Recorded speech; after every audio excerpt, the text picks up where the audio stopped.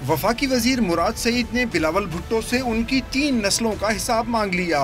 انہوں نے جوابی press conference میں دعویٰ کیا کہ اپوزیشن کو عمران خان کے حقیقی معنوں میں کشمیر کا سفیر بننے پر دکھ ہے۔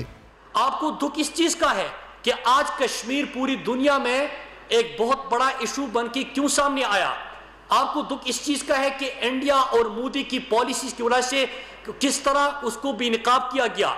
دکھ اس چیز کا ہے کہ آج اسلام کا پاکستان کا کشمیر کا سفیر بن کے اقوام متحدہ میں عمران خان جاتے ہیں تو پوری دنیا ان کی آواز سنتی ہے۔